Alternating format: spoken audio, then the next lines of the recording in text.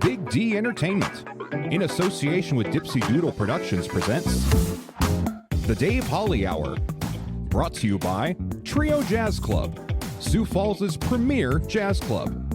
Enter as friends, leave as family. Phil's Pub. Phil's, your local dive with music for the people. Chasers Food and Spirits. XL Chiropractic, and Quality Nails. The Dave Holly Hour features Sioux Empire Arts and Entertainment Conversations. A true lover of arts, entertainment, good food, and fun times, including an occasional Jack Daniels. Okay, so a few Jack Daniels. Here he is, Dave Holly. Zach Dresch, you continue to nail that show open every week. How he does that, I don't know. You know what? One of the best features of doing a podcast is not having to abide by a strict amount of time. Now, while I call this the Dave Holly Hour, it on very rare occasion, less than 10 times in 6+ years, runs shy of an hour. More often than not, it goes beyond an hour. Today's show is one of those. I like to call an episode such as today's a bonus show because of the length of time. Don't worry, though. This week's guests will hold your interest the whole time. We'll be hearing from comic Sara Manson telling us about the Gooch Vibes comedy show next weekend. Then, finally, got her on the show. World-class vocalist Andrea Ross makes her first appearance. I have the feeling there will be many others. So come on in. Join us. We're waiving the cover charge here at the Dipsy Productions studio. Dress code? We don't need no stinking dress code. Seating is limited, though, and while we do supply the ice, make sure to bring your own beverage. I, of course, am having a Jasper Newton. But first... Honey, look at this! Unbelievable! Yeah! Yummy! I know! That'd be fantastic. You know what I'm talking about. Dave's Fave! Each week, we salute a person or business I feel is worthy of a shout-out for any number of reasons. This week's Dave Fave is Lillian Tordoff, a student at Harrisburg High School that just happens to be my part-time assistant for this show, as well as other assorted Big D entertainment duties. She's very smart, very creative, very pleasant, and she will be competing for Miss Teen South Dakota this year. We wish you the best, Lillian. Now get back to work. Hey, want to know what else I like? Go to Dave's Fave page on the show website, davehollyhour.com. After you look at that page, go to the trivia page. See our schedule at Chasers, West 12th and Ellis Road. Stop in for great food, great beverages, and fun times. Monday nights at 7, we play Dave Holly Hour Trivia with 7 fun rounds and great prizes. This coming Monday, May 11th, it's signs, traffic signs, and more signs. Chasers, your neighborhood gathering place. Honorable mention. What made Dave laugh, chuckle, chortle, downright slap my knee silly, or simply fill my heart with happiness? Oh, the happiness of being associated with the jazz community. Last Thursday, the Augustana University Blues and Gold Jazz Ensemble, under the direction of Dr. Brian Handigan, opened for the Fellowship Jazz Center Orchestra. Outstanding. Now, having emceed the night, I was able to hear them and watch them closely. Great sound and presence from the entire group. Pretty sure many will end up being future show guests. Later in this show, we speak with Andrea Ross. Up next, Sara Manson on the Dave Holly Hour. Trio Jazz Club is an intimate music venue in the heart of Sioux Falls. It's family-owned and family-run. Ricardo and Mary Beth and the entire staff provide the art of hospitality, while the best local and regional musicians provide the smooth sounds. It's a great vibe with live music Tuesday through Saturday nights. The chefs and mixologists offer an amazing menu and beer and wine lists. Cocktails as smooth as the jazz. Join the club, Trio Jazz Club, across from the Washington Pavilion. Enter as friends, leave as family. Coming soon, another podcast from Big D Entertainment. Dave Holly's More, M-O-R, a show featuring the music and the stories of an oft-forgotten radio format known as Middle of the Road. The days of yore with more MOR. Looking for live music, local talent, and a place that just feels right? Phil's Pub has your lineup ready. Saturday night, catch Natty Jean live at the Writers' Round alongside Ron Keel and Whiskey Rich, bringing powerful vocals and real story-driven songs to the stage. May 15, Brass Holes bring the funk with a high-energy brass show you'll hear all the way down the block. Then May 27th, the Turkey Buzzards roll through on their Dog in the Sun tour, followed by a local lineup on May 30th featuring The Grave itself, Hot Fuzz, and Aaron Miller, 21 plus with no cover. And looking ahead, don't miss Matt D on September 11th, Colin Donnelly on September 18th, delivering raw, outlaw country with a rock edge. So grab some pizza, bring your friends, and settle in at Phil's Pub. See more at Phil's Facebook page. For him, every day is a holly day. Here again, Dave Holly. Welcome back, everyone. You know I just say it automatically at the beginning of these conversations. It is always a pleasure to talk Sioux Empire Arts and Entertainment. Always a pleasure to welcome a friendly face, a friendly voice, and one that makes me laugh. Back to the Dipsy Doodle Production Studio. How are you, Sara Manson? I am spectacular, Dave Holly. I like that. Spectacular is a great word. It is. Yeah. Is that one of your favorite words? It is one of my favorite words. Magnificent, spectacular, phenomenal. You got to be positive, right? Mine is splendiferous. That is a combination. Isn't that great? Wow. You know, because it basically means the same as splendid. Yes. But let's just add a little extra on. Splendiferous. Razzle dazzle to it. Oh, yeah. Oh, no, that was a week ago, wasn't it? Chicago? Yes, yes, it was. Razzle dazzle. All right. So most people know that you are a comic because you've been on this show several times. I am. And that guy that you happen to have a little, wink, wink, nudge, nudge. Happy time with Adam Googe. You guys are just, I love watching you two. Oh, that's so sweet. Both, on stage, but just in the way that you interact with each other. And you guys are just a fun couple to watch. Oh, thank you. Then, to think that it's, this comedy bit that comes together for the two of you. And yes. Did you find him? So we met at an open mic. Okay. So I believe I was hosting it that night. Okay. This was before I started MicCon, but I used to guest host, the other mics for bosses and stuff. And I was hosting a mic, and of course he was coming to the mic because we're both comedians, and he saw me, and we fell in love. So it goes. Yeah. That's awesome. Yeah, we met at an open mic. So that's our. So it wasn't the mustache that drew it? He didn't have the mustache then. Oh, wow. I know. There was a time before the mustache. I think that's like the evolution of a Googe, right? Yeah, you're like pre-mustache and pre-mustache. Yes, pre-mustache and then the current mustache. Yeah. Oh, and it's a dandy too. Oh gosh, it's a good mustache. And it looks so good with his whole character. It does. The hat, the mustache, the whole works. It is just great. And of course, I've spouted off about him, about how great of an artist he is, as well as a comic.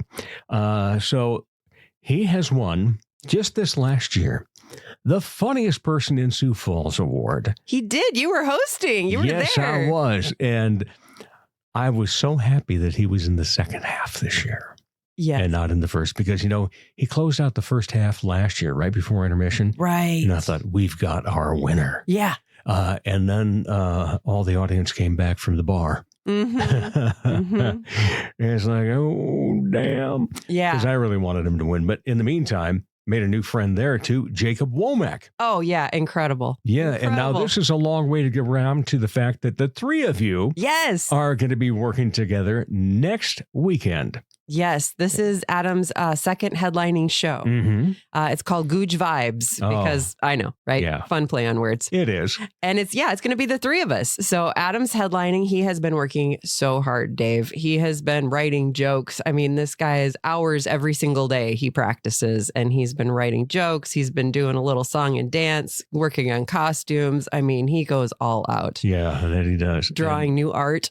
Yeah. phenomenal artist, and that's the very cool part, is that he adds that into the comedy. Yes. And I still remember the first time I ever saw him doing that. It's like, what the hell's going on here? Yeah. And it's like, that is excellent. Right. Talk about setting yourself aside from somebody. Right. So it's like, oh, here comes another comic, Yeah. Yeah. And so he has earned every bit that he has. And as have you. You are just always, I remember seeing you a few times at some open mics and things along that line, and going, and of course we knew each other prior anyway. Yeah. But then it was like, there's something here. And then when you came out with the whole swimsuit. 9 to 5. 9 to 5. Yep. That clinched it. It's like, okay, this woman has got some chops to her as well. Oh, thank you. Yeah, and just such a great thing to see. So I am really looking forward to the three of you. Yeah.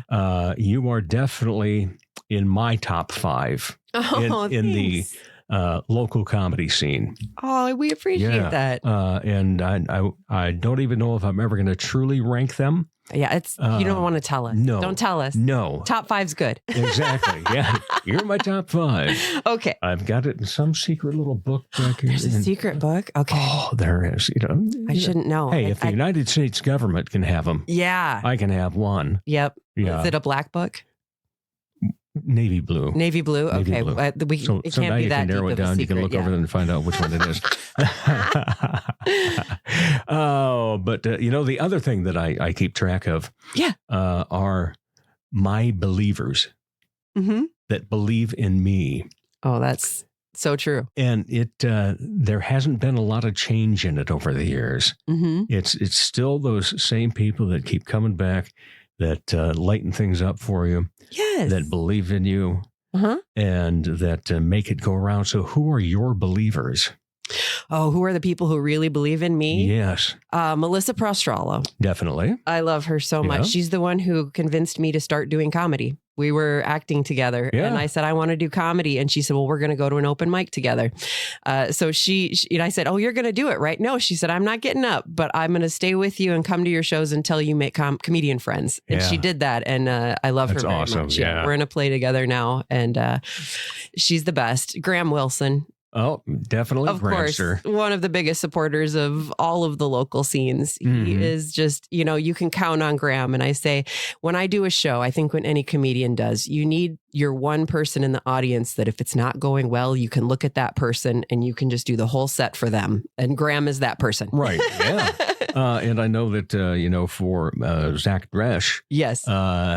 He knows how he's doing based off of my wife's reaction to his set. And he even had said at one point, Carrie, he says, I've got to get you to laugh. Yeah. and I think Nate Holtz has been pretty similar situation with her too. Right. Yeah. And so it's always fun that people recognize that, first of all, you have to have believers. Yes. Because I don't know about you, but I know how I am. And I know that if we were to do a benefit show for mental health with just comics, each comic's going to have a story. Yes. That everybody can relate to. I'm that way. And so that's why you've got to have those people that are just strong for you. You do. Because then it makes you strong. Yes. You've got the confidence to go out there and do it. That's so true. Yeah. I'd say, of course, Adam is one of my biggest supporters. Right. And Adam, he and I write together a lot. Yeah. He's really good at punching up jokes. So I'll write a bit and I'll say, okay, but I need more laughs, per minute or whatever. Right. And he'll get in there and he'll really help me with it. And he takes pictures at all the shows. So he's the one who helps me with social media and I help him with his.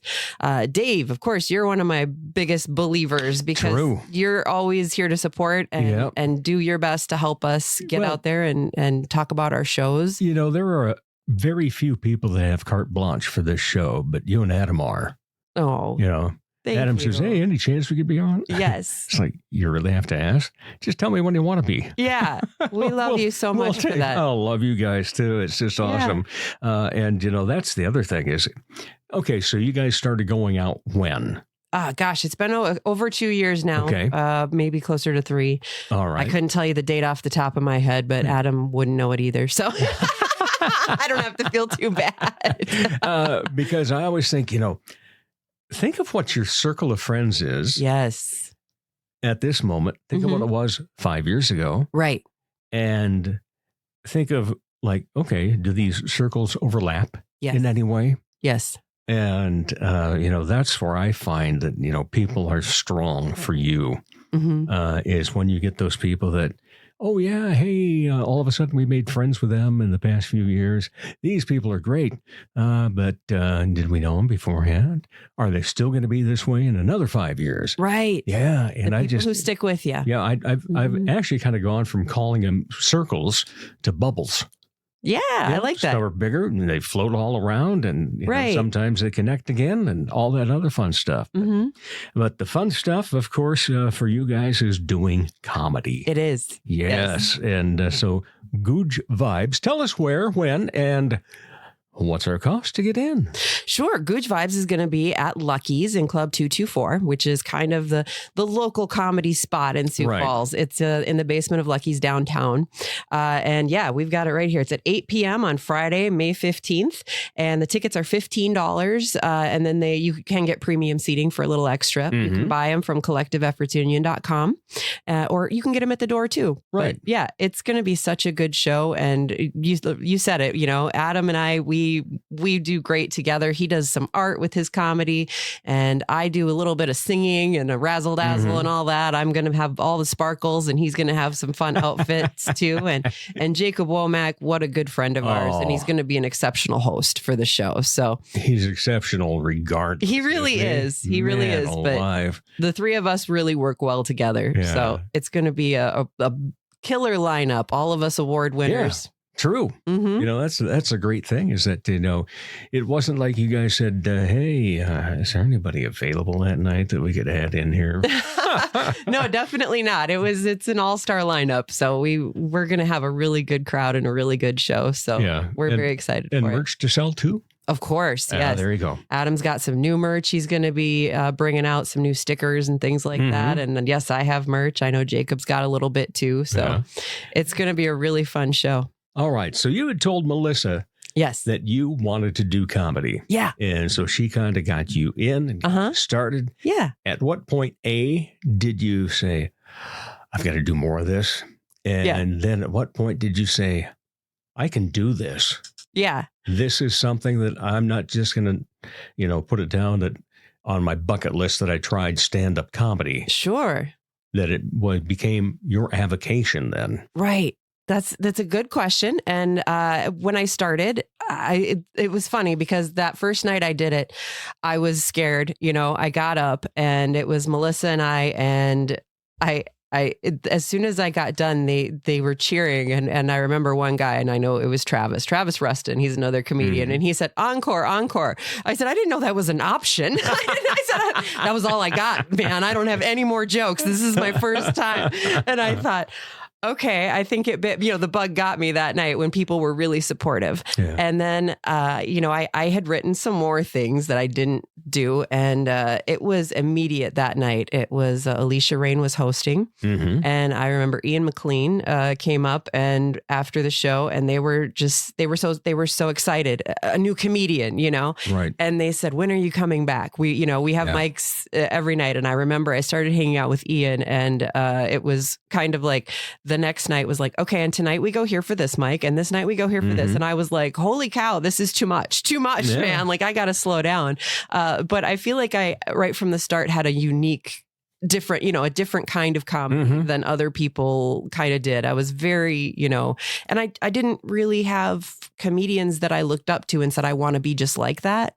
It was more like, this was just me being myself, telling funny stories, and then learning that I needed more punchlines throughout them, but it was it was my own style. And so I feel like I kind of hit the ground running with it. And then the other comedians were really helpful. Kerner was very good about saying, okay, what you're doing here is great. This story is great.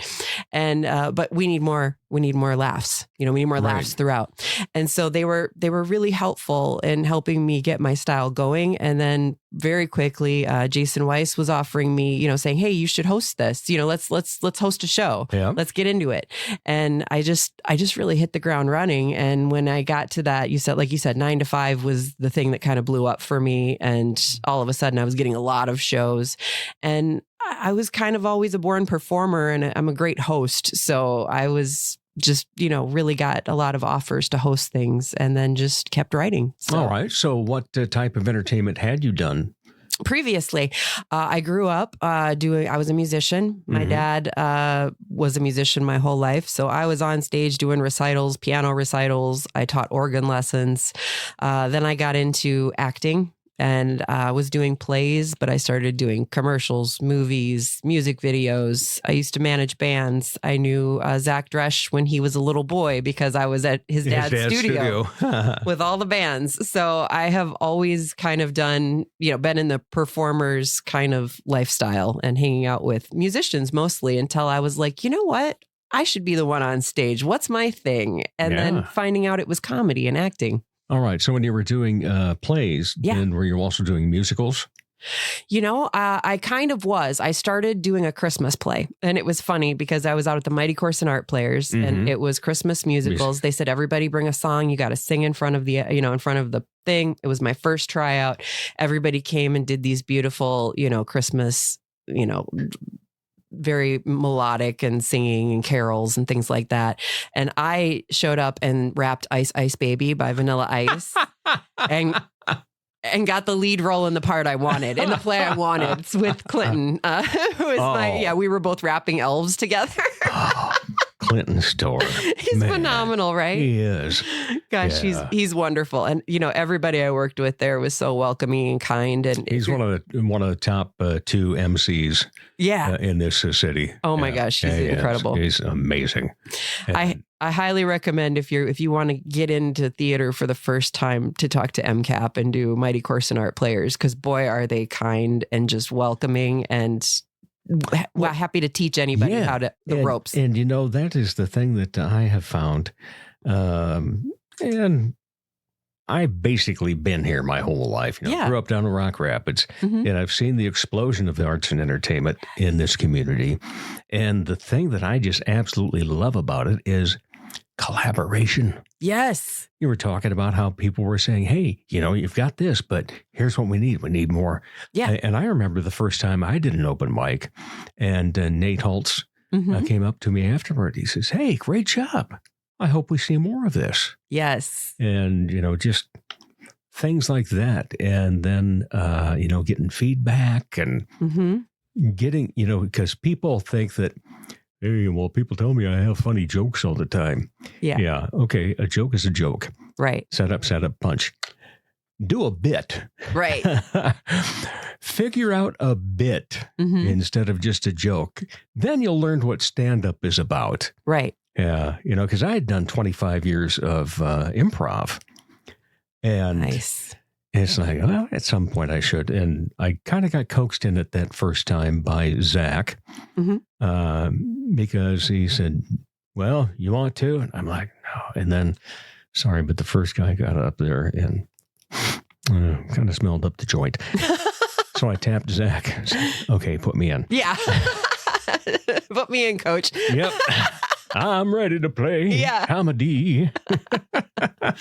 You're so right about, people being supportive and bringing each other up. And I remember Jacob's first mic. He came to MicCon, and he, that was our mic that we run. And people really say about MicCon, it's the most welcoming, supportive, greatest place to do comedy, because it's, it's in a private room. There's no TVs. There's no, pool and darts and people like doing other stuff. And Jacob came and he was like, he got the bug, going, okay, this is what I want to do. And so it has been such an honor to watch his progression in the comedy world, because he was the funniest comedian of the year before Adam. Exactly. So, I mean, just watching that and being able to support, each other. You're so right. It's huge in this community with acting, with theater, with, all of us in comedy. I'm really proud to be part of this Sioux Empire community of comedy and theater. Yeah. And so speaking of that, I mean, what do we have now in terms of groups online? is it all supposed to be under Minnehaha now, or? So, SiouxFallsComedy.com is that is everything. Okay. So it's run by John Small, but a lot of those different comedians are like admins on that page. So that's kind of the one-stop shop. Minnehaha Comedy is what it was bosses in the past. Right. But that doesn't exist anymore. So that is kind of the old bosses comedy page. And you'll see Lucky's and mostly a lot of things by Collective Efforts Union is on that one. Okay. So yeah, follow Minnehaha Comedy. That's gonna get you a lot of comedy shows. Sioux Falls Comedy is gonna have everything on it. And of course, follow Sara Manson Comedy. Follow Adam Googe on Instagram and Facebook. You know, we've got all of our shows coming up, and you can see all the mics and everything on Sioux Falls Comedy, which it's almost every night of the week now. You can go to a mic, and that's and you host Mike on every Tuesday night at Icon Lounge. Yep, at Icon. Mm-hmm. Mike on at Icon. Yeah, I know. I felt quite clever when I came up with that. I bet you did. I did. Yeah, because I know that when I came up with the Dave Holly Hour. Yeah. I don't think I could have hired a marketing team that would have been able to come up with that. Right. Yeah, and so I'm feel pretty good about it. Right. You know, especially now that we're on 319 episodes. Holy cow. It happens to work. That is a huge accomplishment. How many shows are you up to now? I mean, my gosh, I don't count. Really? No, I don't. Yeah. I feel like I kind of did an end of year thing, last year, and my gosh, I can't remember, but I feel like I do about, at least 40 shows a year. I mean, I do one every week when you consider MicCon, and people go, "Oh, do you count open mics?" I said, "When I run it, I do." Yeah, true. So because I bake cupcakes every single week, I set up all that equipment, I tear down all that stuff with Adam. So that's 52 shows a year right there that I do. Plus, I do usually one a week, a comedy show a week almost. Yeah, and she is a good baker. I do. I can attest to that. Yep. That's all John Small's fault, Really? It is, because the very first MicCon I ever did, I baked cupcakes for the premiere, the very first time we did it. And then John Small posted it on the Sioux Falls Comedy page, every week cupcakes. And I went, dang it, John. I wasn't going to do it every week, but then people started expecting it. So it's every single week now. We have cupcakes. Threw you under the bakery bus. It is. He did. But it really works, and it's very successful. We have about every week a pretty consistent 13 comics. Mm-hmm. And so it's in an audience of, I need to get back to doing some again. It's been a long time. Gosh, we'd love to have you. Yeah, I would, because I have some new stuff too. Oh man, you got to come then, because we're dying to hear it. Dave. All righty. Yeah, we'll get back on that track. Now that, there's this thing called early retirement that we decided to do. I know. I'm so happy for you. Thank you. So happy for you. There's nothing better than getting to devote all your time and energy to your passions and the things you love. Exactly. Yeah. And so if anyone out there is in need of any voice acting, any audio production, MC. I am, MC host. Heck of an MC over here. Thank you. Well, I got to keep up with Clinton. Oh, yeah. Because he's got that whole song and dance thing. Oh, yeah, no, he's a dancer. I'm not a dancer like Clinton. Boy, he's good at dancing, isn't he? He is. And you know what else? What? Singing. Always smells great. Gosh, he does, doesn't he? Yeah. Oh. So I've got this figured out. We got to do a benefit. Okay. It's going to be a smell off. We already know Clinton was going to win. Have you smelled Simon Floss? Oh, he does smell good. Oh, yeah. Oh, you see, and then reminded me. So I want to be a part of this. I'm a volunteer judge right here. All right. Yeah. Excellent. Because what we're going to do then, it'll be 3 rounds. Okay. So the first round, you come out wearing your absolute favorite. What is your favorite cologne? What's the one that should really turn heads? Okay. Second round. Yeah. What's the first cologne you ever bought for yourself? Oh, gosh. Yeah. They still make them? They do. They do? Yes, they do. And then the third will be, it's going to be a brown bag. You buy one that you think is horrid. And then all 3 will be in bags, and the judges can shuffle them up and bring them out and hand them over. And who can make that smell good? Oh, that's a genius. I've never even thought of that. But, it's all about your pH and your confidence. I feel like Clinton can put on about anything. And True. You just look at him he even told me one time, he says, I'm very fortunate. My body chemistry just happens to work well. That's so true because I definitely, you smell something in the store, you put it on and it's, it happens to me all the time. My best friend loves Polo. Yeah. The original Polo. Yep. And he smells so good in it. And then he gave me a bottle one time as a gift. And I put it on and Carrie and her youngest daughter said, no, it doesn't work for you. Just what is that? I know what you mean. All right, I'll keep up with my Stetson. Yeah. Stetson Black. There we go. Yeah. So what do you hope happens yet for the rest of comedy career for you two? Oh gosh, I have bucket list venues that I want to do, right. And there's not many left in this town for me because I've done them all. I just did the Alliance for the first time, which I used to work there when crowd it was too, wasn't it?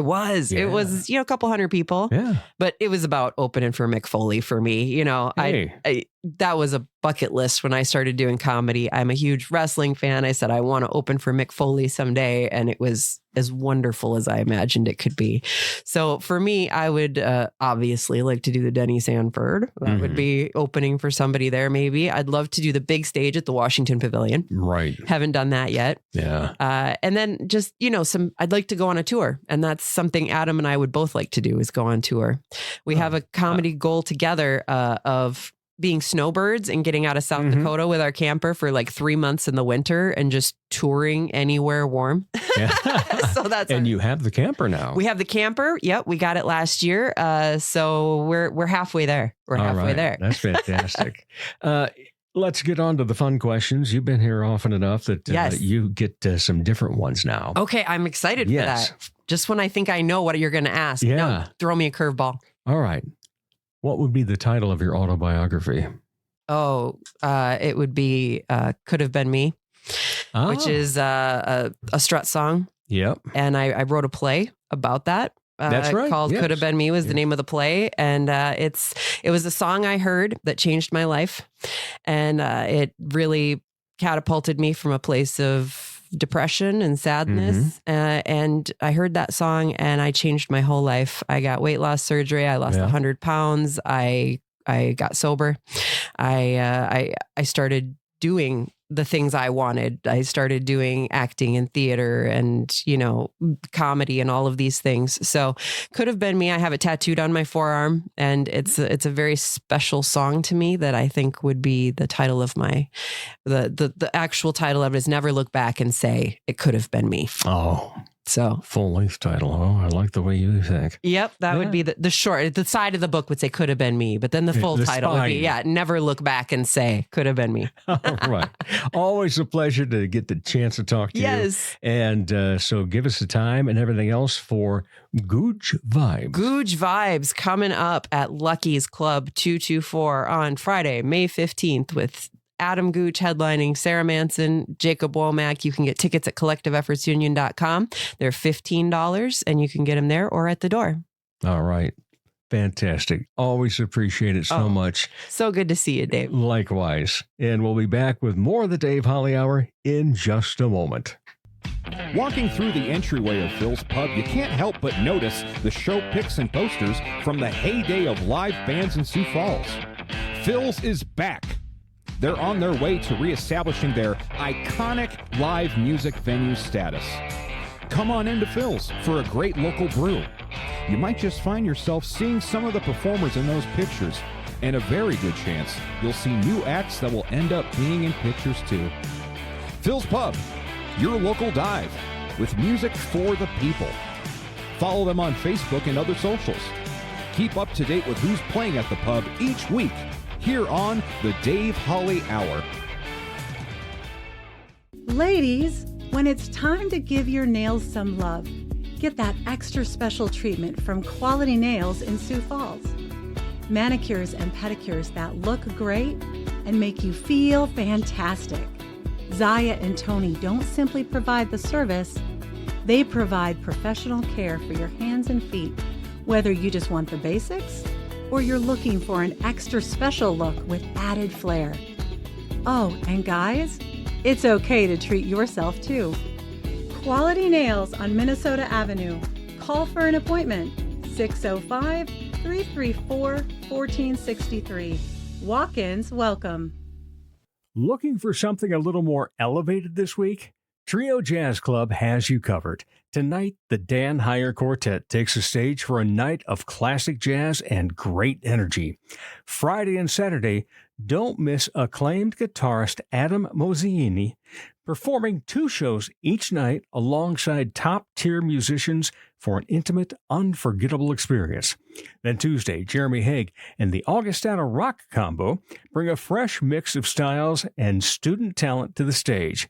Wednesday, the Haig brothers return with a special show featuring the music of Peter Gabriel, a unique night you won't want to miss. So grab your tickets, settle in, and experience it live at Trio Jazz Club. Get your tickets at triojazzclub.com.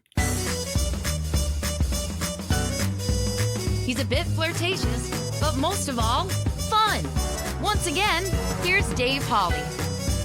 Yes, it must be said, because I wrote my own contract and I wrote it in there, that I have to say it's always a pleasure to talk Sioux Empire Arts and Entertainment. And you know what I love?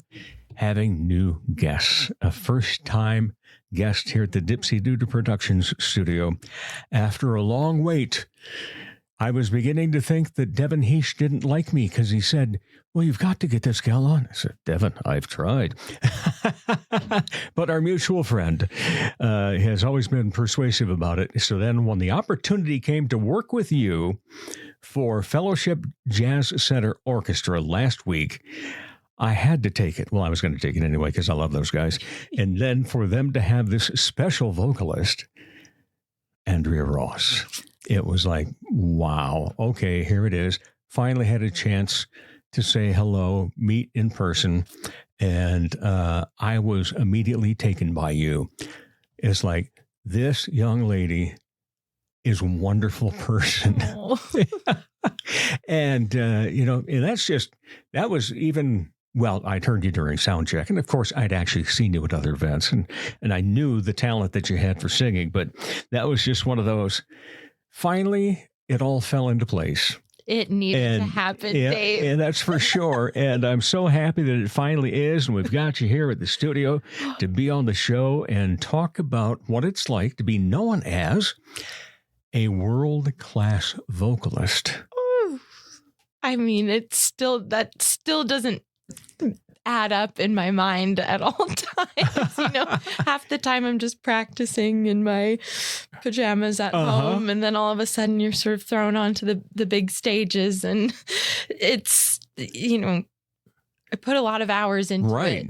But yeah, it doesn't always sink in. It's interesting because you have quite the resume. Sometimes when I've got somebody new on for the first time, I will just do like a half a paragraph biography to lead into it. We could be here for half an hour reading your biography on your website. And it's just like, editing. Oh, she's done a few things. All right. So your website said what your name or what your age was at that time. Oh, and the website's a few years old. So yes. I've got that figured out. But it said that at that time you'd been singing for 20 plus years. Yeah. All right. So what started singing? Was it a push from parents? Oh, you've got to take piano lessons or anything like that? Or what happened that we get to the point of you being an award-winning vocalist, a Broadway star vocalist, a mentee of Andrew Lloyd Webber? Yeah, what happened there? Take it through this journey, huh? So I grew up outside of Boston in the suburbs, and I'm an only child. So my parents threw me into just about everything to sort of socialize me, so I didn't turn out to be one of the only children that doesn't know how to talk to people, I guess. Yeah. So they had me in sports, they had me in, art classes, and they put me in this kinder music class, just banging on a glockenspiel, basically. And this class was attached to a performing arts center in our town. And they offered so many different classes, dance classes, little musical theater styles, singing lessons. And it was sort of, once you did one, you saw all these other people doing them. So I just sort of got obsessed with wanting to take more classes there. I loved sports. I loved the other stuff, but there was something about this center that I wanted to keep going. So it was definitely self-driven. And I started getting some solos and things like that at the Performing Arts Center. And then also I was taking chorus in elementary school. And there was definitely a shift. I have some recording of me when I was in, I think it was 4th grade chorus. And the first semester, you couldn't pick me out at all. And then the second semester, there was this big wobbly vibrato in the middle of all of these children. I just decided I was going to be an opera singer or something. And were they children's songs? Yes. Like, Mary Had a Little Lamb, things like Essentially, that? Essentially, yes. Nothing that needed that kind of vibrato. But I just fell in love with it. And I loved theater. I think being an only child, there was just something about that camaraderie and it's just so much fun. You get to step into so many different shoes and so many, different eras of time or, sort of fantastical pieces. And just as a child, I just ate it up. So it felt like a slow, process of getting from kinder music on, but it was quick. I started just doing a bunch of shows at this Performing Arts Center and was ready for more. So you were driven by yourself in that regard. Yeah. Did you ever think of anything else for a career? In my yearbook, this is the only time I've ever thought of something else. In my yearbook in 4th grade, it asked what you want to be when you grow up. And I said, an artist, but I think I meant visual artist, an artist, a marine biologist, or a singer. So it was always there. Right. And I've always liked life sciences. But I really never had a full plan B, which is, I've worked all sorts of odd jobs here and there, but the focus has always been this and just finding it in new ways. I'm always kind of learning new things and changing it up, but I haven't been very fortunate, but I started out, this is what I'm going to do. So good for you. Yeah. I love it when there are success stories. Yeah. And because I'm one of those, there's a lot of people that try to naysay things. Yes. Or they'll speak politely to somebody and then behind their back, that business could go under 6 months, I'll bet you. And then, of course, they don't go support the business. So, but anyway, I love it when somebody wants to do something. I am all in favor of yes. Do it. Absolutely. Absolutely. Because, I am 63 and just found myself becoming retired. Right. Right. And so now it's my chance to do what I love. This is my passion, doing this, doing audio production and different projects and so forth. And I'm loving the fact that I'm going to have this opportunity because I always thought, what would have happened if I had actually started it that way? Right. But, things were way different then. Right. Right. And it's here now. Yeah. I didn't know of a thing called podcasting. Right. I was a broadcaster. Right. Yeah. This is the perfect sort of blend of all of these skills. And, it works so well because, people say, how many downloads do you have? I said, it's not huge because I have a very niche market. Yeah. I'm talking about one particular spot in the world and about one particular thing known as arts and entertainment. Yes. I'm not talking about any, big event, right. I'm how to not, get rich in 30 days. Exactly. Yeah, sure. Yeah. I don't have anything along that line. Right. But it's funny because this literally pays me the least of all of my entertainment that I do. But it also pays me the most because it's been connections. It's been the other things that I do. Yes. That basically after about the first 3 months of this show, suddenly people are like, hey, do you happen to do this? Would you be interested in? And so forth. And so, yeah, it's all great in that way. And I'm very blessed by that. You got blessed because some guy that, he's had a couple of hits I've heard. Let's see, what's that one? It's the animal. It's on stage, a little cats. Oh, I was going to say dogs. Yeah. Let's see. And then there's, he's Phantom of the Opera guy. Yeah. Who... I've heard about these, I guess. Yes. No, who am I kidding? Huh? Through the grapevine. Wow. Yeah. How did he find you? Oh, I found him. I was did. persistent. Yes. Good for you. So I started performing professionally. I sort of, graduated from this performing arts in my town and went to Boston proper to sort of go on some professional auditions and ended up getting them at 10 years old and was working as a child. And, I was so thrilled. But by 13 years old, I was sort of wanting to, move something in my career. I was feeling washed up or something. And I loved Andrew's works. They were my favorite. Cats. I was so obsessed with Cats to the point where I was a different cat from the musical for Halloween multiple years. It was again, so fantastical, so out of any sort of reality that I loved stepping into that. I'm not really a dancer, so I'd never be in it unless maybe the Grisabella, but I just loved it. And I loved his music and his melodies, and I would sing a lot of them at home. And I'd met with an agent at one point in Long Island. We drove to Long Island and met with this agent. And she had floated this idea of sending something to Andrew Lloyd Webber. And at first it was like, no, I don't think that would ever happen. And then I got sort of hooked on this idea. So I got some karaoke tracks, just a couple songs of his, and went to a local studio. I went to a local studio in my town and just recorded myself singing to these karaoke tracks. Burned them onto a CD and sent it snail mail to the offices. Oh, how things have changed. Yeah. I know it's true.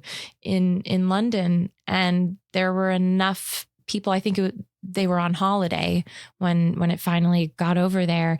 There were enough people out of the office that it landed on his assistant's table. And she listened to it shockingly and thought it was great and didn't even realize that I was 13 years old. And then when she found that out, she sort of cornered Andrew and said, you've got to listen to this girl. And he did, and he liked it a lot. And he was surprised by my song choice, I guess. And he wanted to sort of see me in person and see, is this girl really 13? Is this live? How he wanted to figure it out. So he flew me and my parents out to LA when he was visiting there a few weeks later for the Academy Awards. And told me to bring my book of songs. So I had, 10 songs maybe. And I brought them and sang all of them for him. And that sort of to the karaoke tracks again. No, he hired a wonderful pianist, and it was in this amazing hotel out there where they sort of had this massive, 2-story suite and with a grand piano and it was out of control. But I don't think I was nervous. It's, when you're a kid, it's just different. So how was the contact made when he contacted you? Was it over a phone or was it? Yes, it was. And Did you think a friend was pranking you? Kind of. It was before, I remember it vividly. It was before school. I was in 8th grade by that point. And it was his assistant that called. So it wasn't, I didn't hear his voice or anything like that. I didn't make any connection with him until we were in person in LA. But it was his assistant that called, and my mom, scribbled down as much as she could remember. And then she hung up the phone and we were squealing. And yeah, it was great. It was really fun. And, going to school right afterwards, I was floating. It was really, the luck and the timing is incredible that it happened. Yeah. What is the biggest thing you've learned from him? Because it's easy to say, oh, someone took me under their wing and so forth. But what is it specifically that makes you go, I got so lucky to have this man be my mentor? Yeah.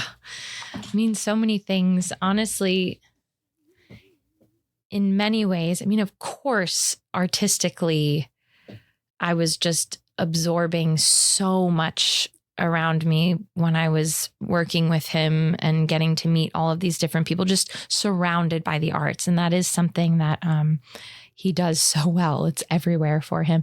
I think I learned a lot personally because he's a household name. Right. And I was just hanging out with him, and he'd bring me along, bring my parents along sometimes to go see shows. And he opened his homes up to me. I got to, sing with his son who was in a rock band. It was the balance, I think, is what I learned so much about, that being a well-rounded person, I think, is one of the biggest contributors to the art that you end up creating. He's so curious, such a curious person, always learning, always collecting things, he's just, showed me that having balance really ends up sort of being the thing that ties it all together. Yeah. Yeah. I think the average person, like you said, household name, but the average person doesn't understand something like that about somebody of that magnitude. Right. And, hey, they got to be on track with what they do. Yes. They always have to be thinking it's not just landed something and look at me now. Right. And he was always pursuing something new. And I mean that in a good way, where he wasn't just sort of going to rest on the hits.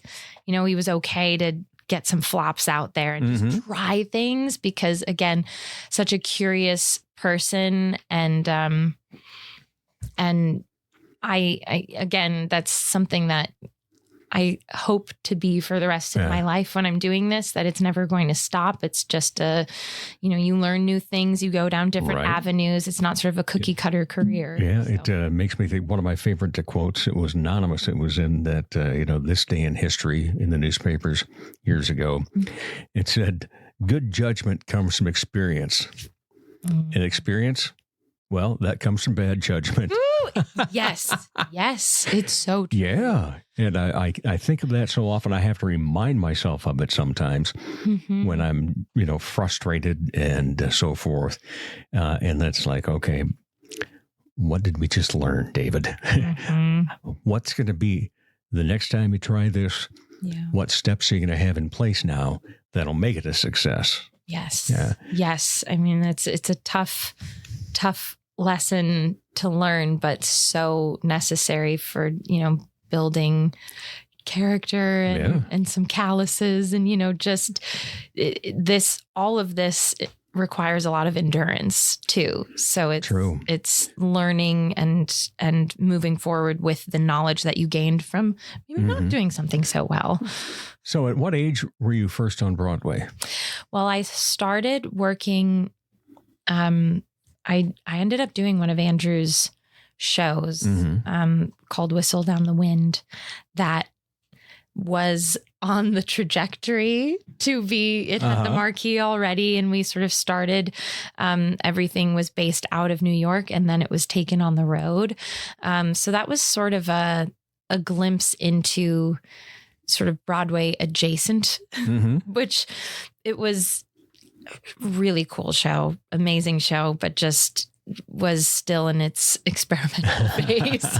But that was, I'd say, sort of the more legitimate first experience show wise. And then going into The Sound of Music was sort of the bigger one, where we started in New York and got picked up there. And then it was again taken out on tour, but in a real, sort of real Broadway. So take us through in terms of when you start rehearsals, how often are you rehearsing? What different types of rehearsals for the blocking, for the vocals, everything along that line. And then, once you get to being on the road and performing, how often are you doing that? Right. So where do I start?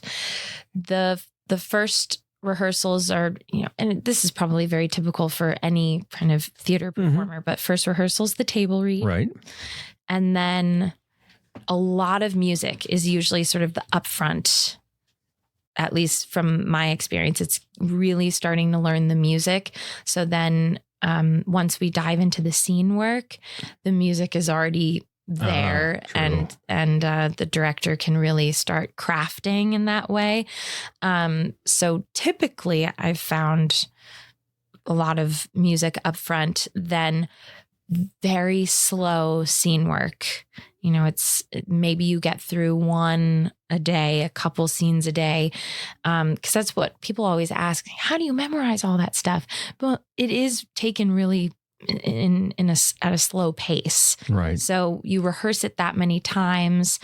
Eventually it starts to. So you do it by rote. Yeah. Yeah.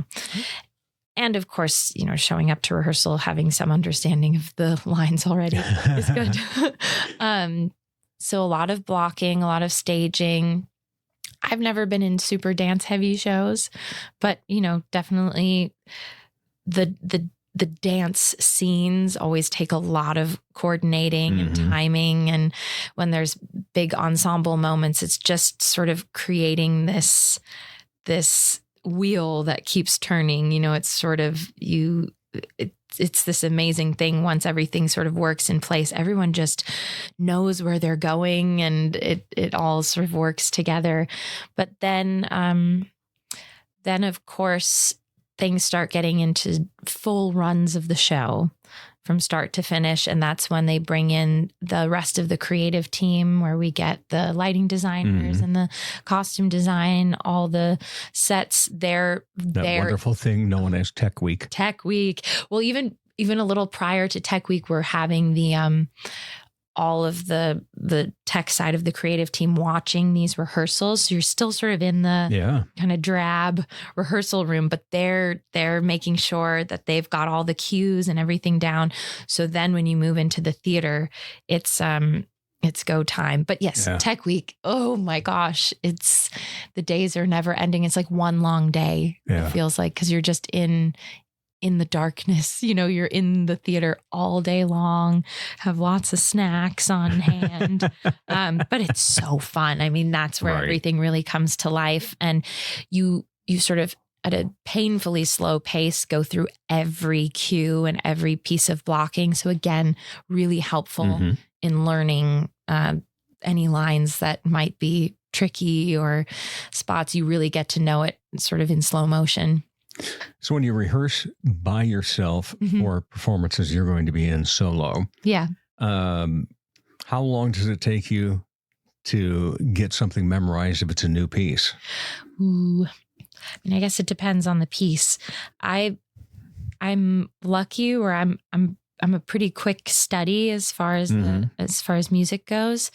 I can usually have something ready to go in a couple days, day or two, which is good. I mean, it might not be fully at performance level, but Yeah. You remember when I said I love karaoke? You know why? Because the words are in front of you. I know, it's true. I mean, these days, I think, when I was younger, I was really absorbing it all quickly. But I've found a good way to sort of memorize and make it all click for me pretty quickly. But it can take a little while. Yeah. Especially a full show. Okay. So speaking of karaoke, do you ever go out and karaoke anymore?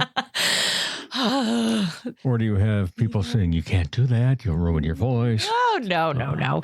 I'm not too precious with it. But there have been times where in New York, I'll get signed up for it without knowing, I'll be in a group. Right. And like, all right, you're doing Defying Gravity.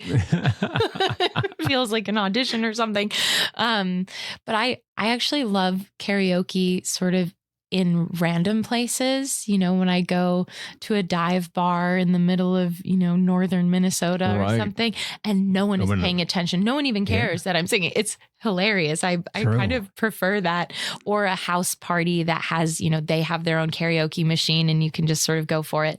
But I love watching karaoke when I'm out, but I have a tough time getting out of performance mode, honestly. Like I get really hung up on what's the right song, what's the mood of the room, what will they know, what's going to go over well. Here comes that vibrato during a children's song again. Exactly. You don't want to scare anyone away. Do you have a favorite song? So if you did go to karaoke just for fun, what would be that go-to song? Man, you're hitting me with the tough questions now. It's 24 minutes into the interview. I figured I better get to one. True.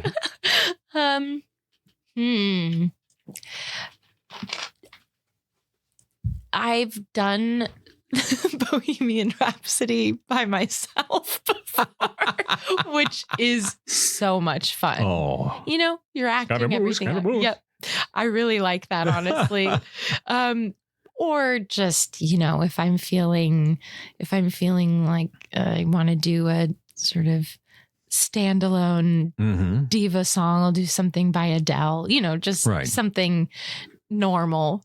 But I like something that's quirky, or I love a duet. If anyone wants to sing A Whole New World with me, that's really great. That's the song, huh? Okay.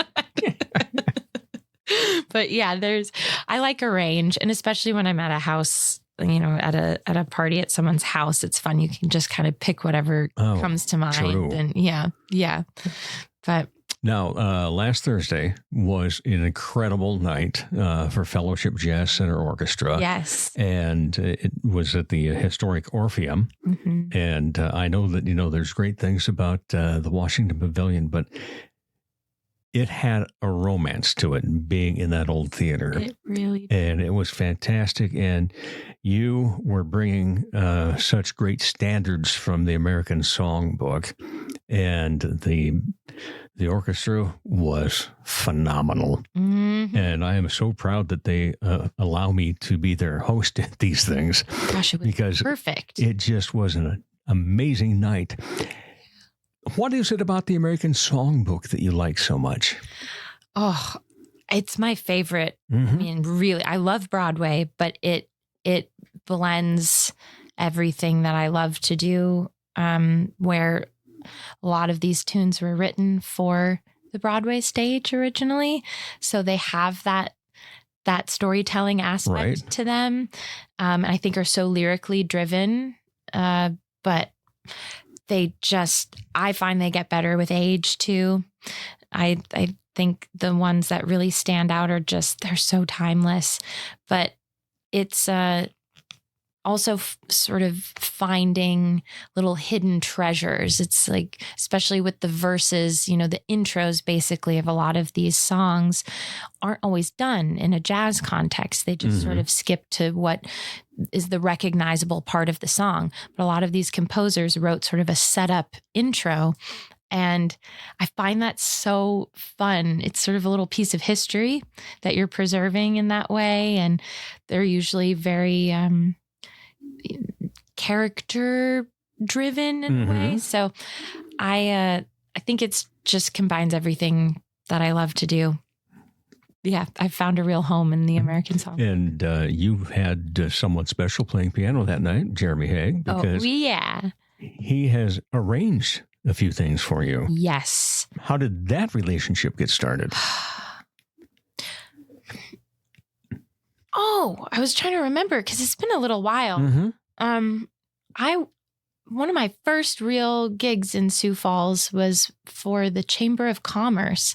I sang for one of their annual meetings. Okay. Down at the Denny Sanford Premier Center, but it's sort of in their the big ballroom area and so forth. Exactly. And Kirby Schultz, who's been Henkin Schultz, exactly.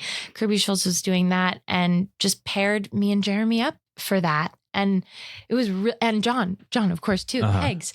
And they it was just a really cool pairing. And then I got asked to do the Levitts sort of opening spring party. Yes, and that's where I first saw you. Really? Yes. No way. Yep. And I asked Jeremy because, I just worked with him and I thought, oh, this would be really fun. So it's been this little slow burn where he's just doing some accompanying, not anything too much. But then I started, he asked me to sing for some of their concept shows over at Trio. And oh my gosh, he is such an amazing, amazing arranger. He's so good at crafting. He looks at things in the way that I love, which is creating sort of a narrative. There's a story, there's an arc to all of his concerts. And I really, once I started seeing him in that context of arranging and creating, I knew I'd have to collaborate with him more and see if he would arrange for me because he is very good. Yeah. People forget that I think it's like the Atlanta Symphony. Yeah. He's done things for and many others. Oh, yeah. Across the nation. And he's just, we are so fortunate to have them both here. And by the way, John just lives right over there. No way. Yeah, just a block away. And so that is great that you had him there playing. Yes. Great to have him playing with that group as well. And we ever going to see you in part of the Haig Holiday Jam? Ooh, I don't know. I like putting this out there, though. They have such a good setup, right? And they have their two Allisons these days, which is just fantastic. I got to finally see it. I'm usually away when they happen to have it at the Pavilion. December's a busy time for us singers. But I got to see it when they did a pared down version of it at Trio. Oh, it's so good. Yeah. And those two Allisons, they are amazing, aren't they? Yeah. But, I'll do anything Jeremy asks. Yeah. He's been such a good supporter of mine. He's one of those that I like to refer to as believers. Absolutely. He believes in people and believes in what their capabilities are. And that's just such a great thing to have as an artist of any sort. Absolutely. And the other thing that I have found, because we talked about this a little bit last week when we met for the first time, is that, I grew up down to Rock Rapids, just a hop, skip, and a jump. And back in the time that I was able to finally legally drive up here at the age of 16, first of all, the population sign was 68,000. If you were, going to take in the arts, it was going to be a motion picture at West Mall 7 or whichever, they all had about 7 different screens in each place. But then there was no such thing as the Washington Pavilion. Wow. There was no sculpture walk. And there was no such place as Trio Jazz Club and all the fantastic venues that we now have. And it was just, if you were coming to something in the arts per se, it was usually you were coming up here to go to the Symphony's Christmas concert. Oh, of course. Yeah, down at the Coliseum. Wow. Yeah. Wow. And so that was kind of it. And so, I've lived here now in Sioux Falls for over 25 years now. And the thing that I've noticed besides the actual population growth is the impact of the arts and how the arts community has just grown exponentially. Yes. And the cool thing about it is nobody sucks. I know, seriously. It's amazing the talent we have. It is incredible. I've seen some shows lately at Trio, and I'm looking around. I'm like, because I've lived in New York for about 10 years, went to plenty of jazz shows there, and grew up outside of Boston. I was thinking, I'm not going to see a show like this in New York. Yeah. There were certain times where I just think there's that accessibility factor too, where you're right in the thick of it versus it feeling so exclusive. It's just, we've got real talent here and people that are hungry to keep expanding and growing. And this takes me to another story that I tell often.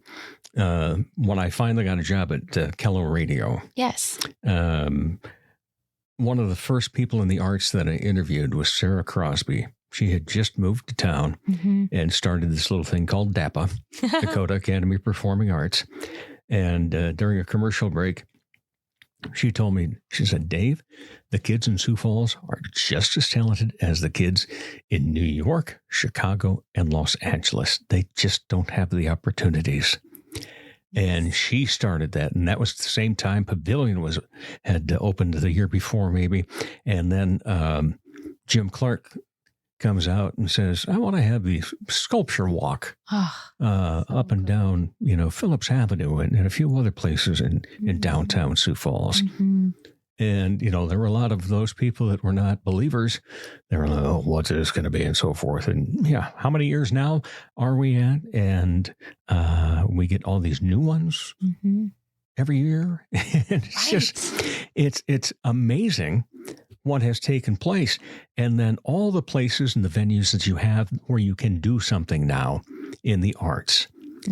The Pavilion obviously was a big one, but then you've got other places that have come along, and people play in coffee shops. Yes. They play in book clubs.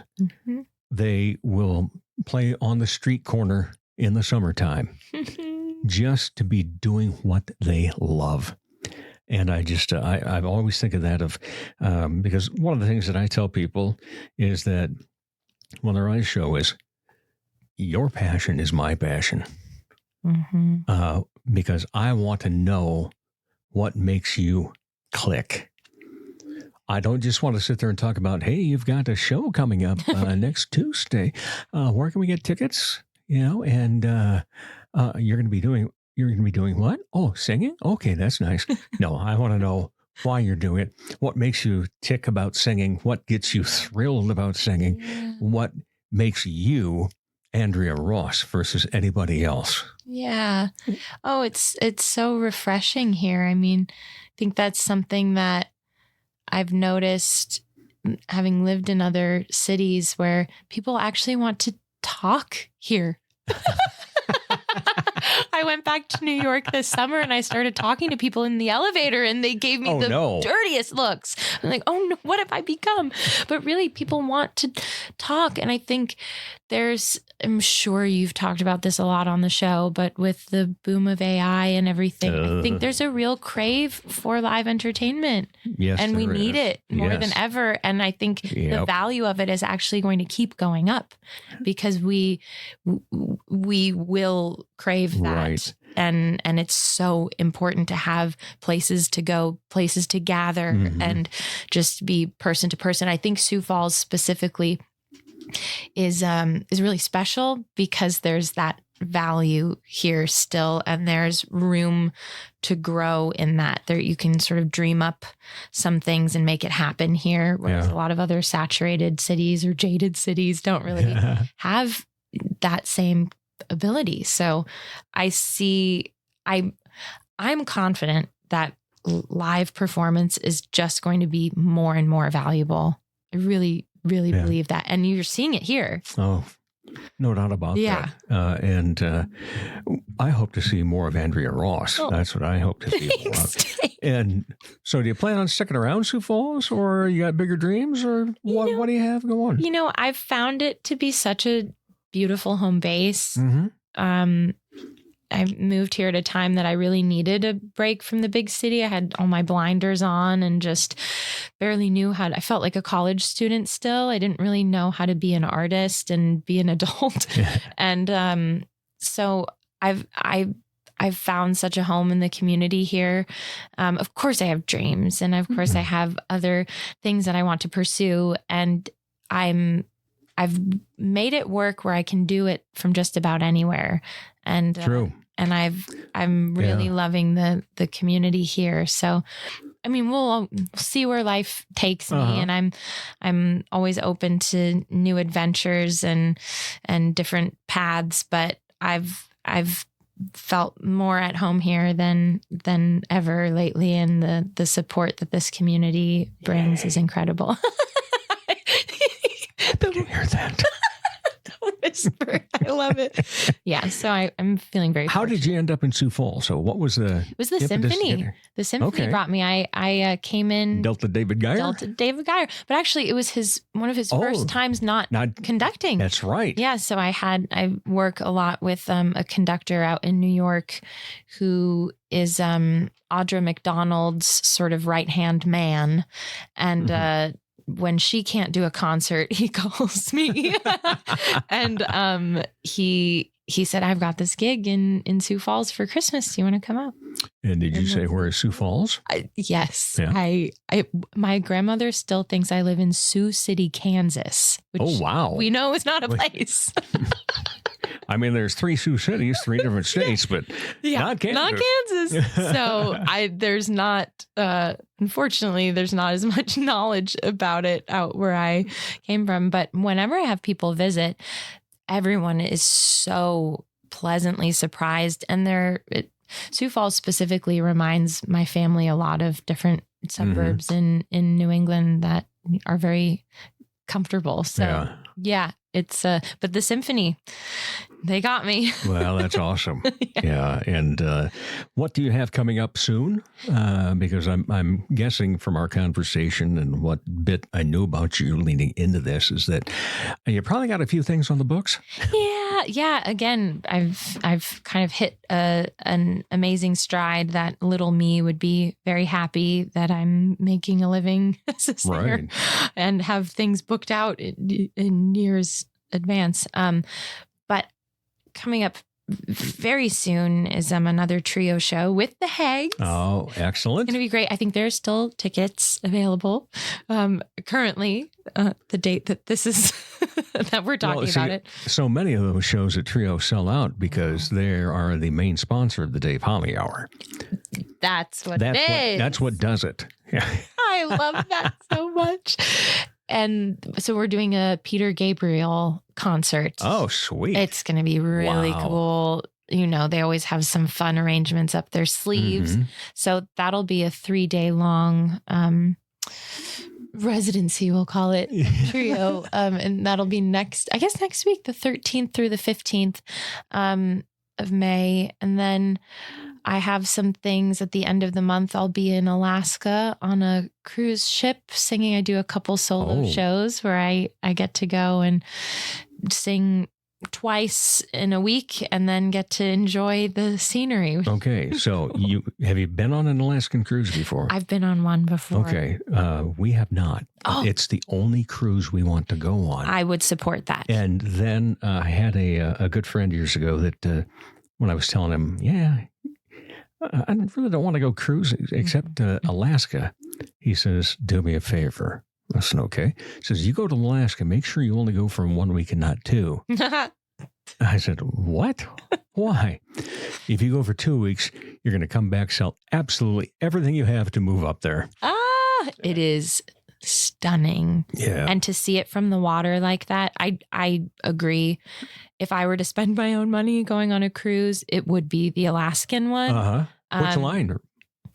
I do a couple different lines, but I do this one. They're under the umbrella of Norwegian. They are owned by Norwegian, but they're small ships called Oceana. Oh, yeah. And then Regent Seven Seas. They're small kind of luxury style ships, but they can go into different places that some of the bigger ones can't. Yeah. It's really cool. I got to go once in May and then once in August, and to see sort of in May, there's still snow and everything. And then see in August how lush everything is and the wildlife. And that's the one that you'd want to see from the water, because you hug the shoreline for pretty much all of it. So highly recommend. I really want to, last year got a couple of decent pictures of when the Northern Lights were in this area that you could see them, and with some digital photography and a few tricks here and there, they look pretty cool. Yeah. But I really just want to see the splendor of it. Yes. I mean, that is the most expansive view you'll see of it. The Northern Lights are actually the background of my phone, but from South Dakota. Well, because they were really good. They were really good. That was decent, wasn't it? I was surprised by it. Yeah, me too. Because we had tried one other time and it was kind of like, what's this? Yeah. And this time it was like, oh, yeah, this is cool. Yeah. But it is, I mean, seeing it in Alaska is sort of the pinnacle, the creme, right? Huh? Yeah. All right. But I recommend it. Well, so I think what would be ideal then would be to be on an Alaska cruise, so I can see the Northern Lights, see the beauty of the whole place. And if they maybe had a world-class vocalist. Oh, that would be the best thing ever. That's very sweet. I've really gotten some nice performances out of it and met some really nice people that, especially the Alaskan ones, people tend to like the music that I sing. It's not sort of party. Right. They're there to sort of soak up the beauty and all of that. And I can win them over with some Broadway usually. With nice warm and toasty. Yes, exactly. Give me warm and toasty. Exactly. We freeze up here sometimes. Yeah. So doing some of that, and then I work for a couple of classical music festivals throughout the summer. So one up in northern Minnesota in Brainerd called the Lakes Area Music Festival. And then I'll be in Jackson, Wyoming with the Grand Tetons Music Festival. So some fun summer projects. Well, that's excellent. Yeah. It has been such a pleasure getting to know you even better now. Thanks, Dave. Likewise. Just to experience, having seen you. I had seen you at the Trio, and I'd seen you down at the Chamber, or at the Levitt pre-show, basically it was. Yes. So it's like, okay, well, yeah, she's great. And it'd be cool to get her on the show. You have to do me a quick favor. Yes. Our mutual friend Devin just had a birthday. Yes, I know it. Yes. I saw. Should we do it? Yeah. Do you want to do a duet? Oh, I'd love to. We'll pick a key. Okay. Happy birthday to you. Happy birthday to you. Happy birthday, dear Devin. Happy birthday to you.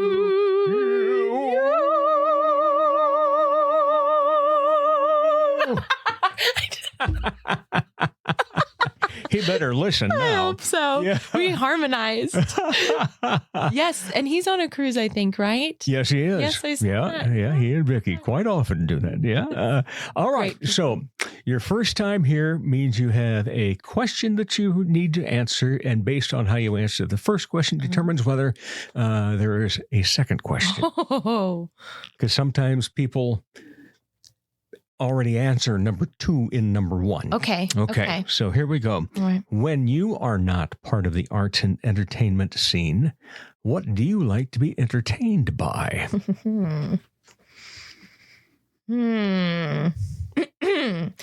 I love, we're talking entertainment specifically, but just not. Thank you. Because that brings about question number 2 after that then. There it is.